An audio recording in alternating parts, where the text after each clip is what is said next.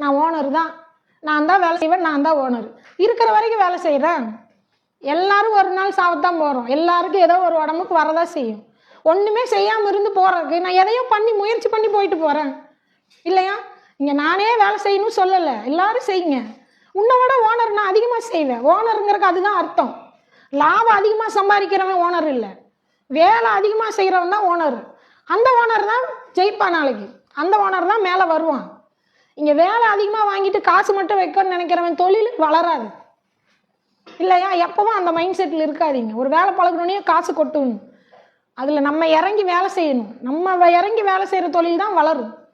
எப்பவும் ஆளை எதிர்பார்த்துட்டு இருந்தீங்கன்னா வளர முடியாது. இதுதான் உண்மை. இதை சொல்லிக் கொடுக்கலீங்கன்னா கடைசி வரைக்கும் நீங்கள் வேடிக்கை பார்த்துட்டு லைக் போட்டு கமெண்ட் போட்டே தான் இருக்கும். இங்கே எல்லாமே மார்க்கெட்டிங் பண்ணணும். வசந்தனுக்கு எடுத்துக்கோங்க, சென்னை சில்க்ஸ் எடுத்துக்கோங்க. ஏன் மறுபடியும் விளம்பரம் வந்துட்டே இருக்கு? சென்னை சில்க்ஸ் யாருக்குமே தெரியாதா? தமிழ்நாடு பூரா தெரியுமா தெரியாதா? வசந்தனுக்கு தெரியுமா தெரியாதா? நான் குழந்தையிலேருந்து அவர் சமையல் குக்கிங் பண்ணி அந்த ஓட்டி வச்சு மிக்சி கொடுத்துட்டு தான் இருக்காங்க. தூர்தர்ஷன்லேருந்து நான் பார்த்துருக்கேன். இன்னும் அது விளம்பரம் வந்துட்டே இருக்கு. விளம்பரம், மார்க்கெட்டிங், நான் இருக்கேன் இங்கே தான் இருக்கேன்னு காட்டுறது.